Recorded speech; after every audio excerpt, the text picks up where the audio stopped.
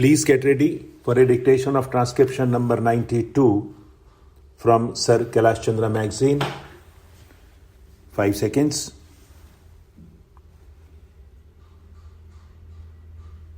Start. It was not the question of linking up industrial centers. It was not the question of linking up the railway system with pilgrim centers or centers of density that prompted the authorities, the private companies, to start the railways in India, but it was the strategic concern of the British government then that prompted these companies to form railways.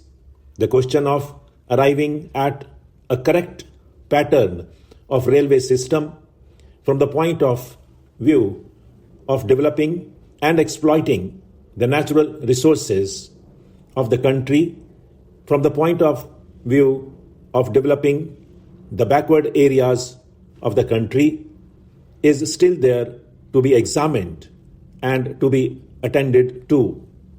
Well, from this point of view, as anybody can see, there is much scope for developing the railways.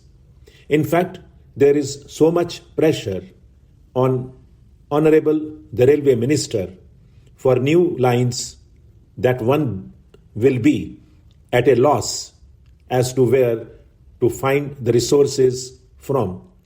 They have undertaken in the second part of the 5-year plan to construct new lines of 1500 kilometers in length.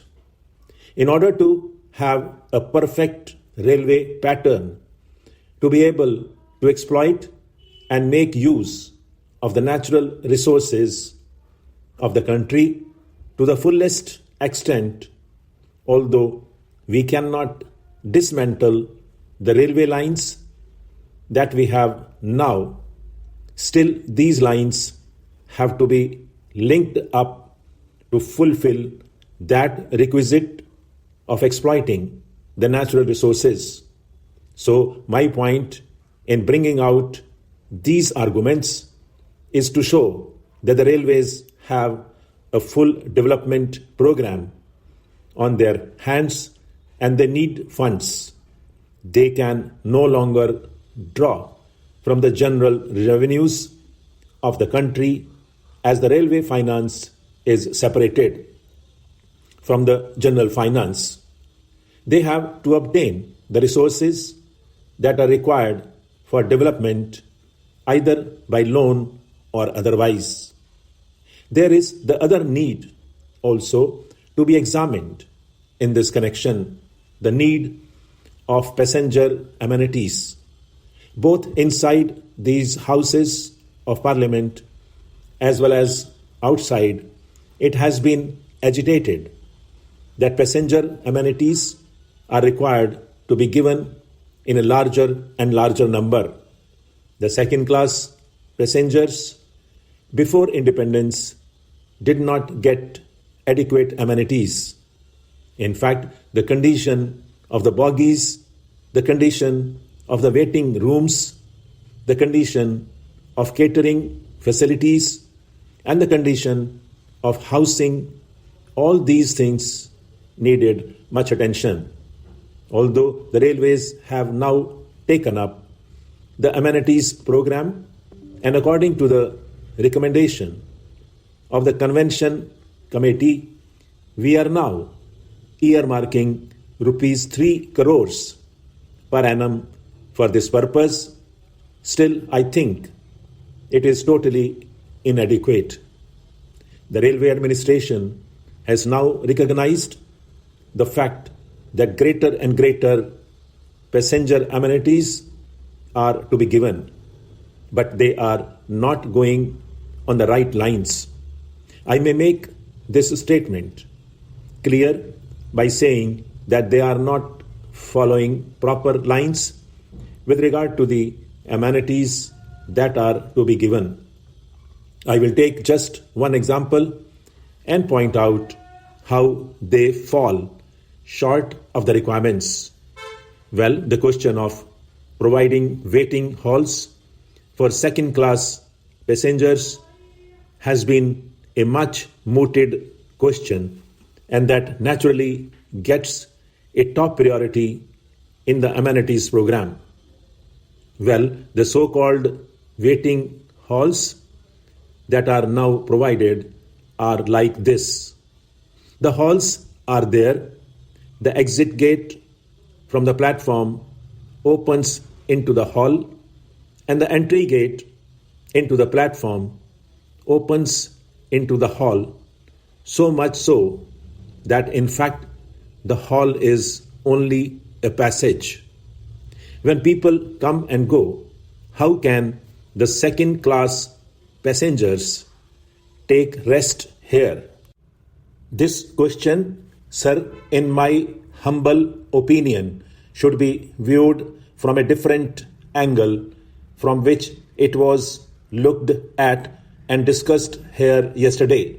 It is true that it is correct in principle that the railways, whose entire capital at charge is drawn from the general revenues, should be able to make a good contribution to the general revenues, but in applying this principle, care must be exercised. If we are looking at railway systems in advanced countries like the United Kingdom or the United States of America or any such countries, this principle no doubt could be applied on all fours. But in a country like India, whether it could be applied is a question that should be considered.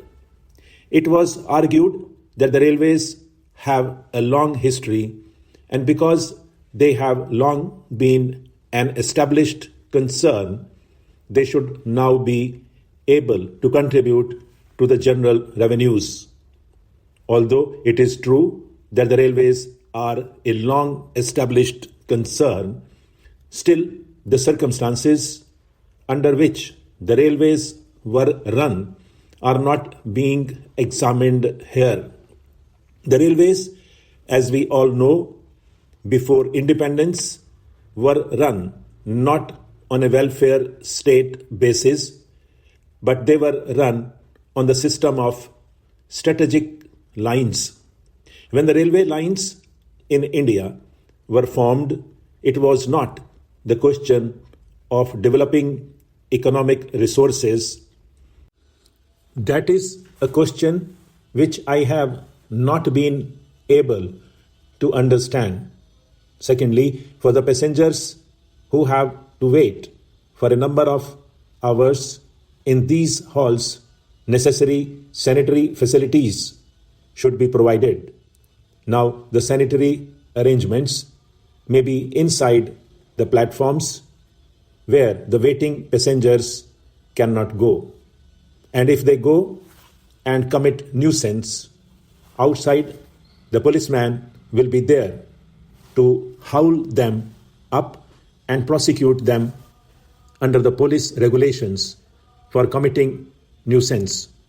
So it is not imagined that when passengers are required to wait for 10 hours or 12 hours in these waiting halls, they should have some bathroom facilities as we have for first class or for higher class passengers. That thing has not been visualized. Even for our cattle sheds in our houses, we have doors and windows, but here, for these second class waiting halls, there is neither a door nor a window nor an enclosure. This I say to draw the attention of the authorities to think of these amenities in their proper proportion. Their estimate of the requirements of funds for these amenities is an underestimate. The needs for increasing the amenities are large. Stop.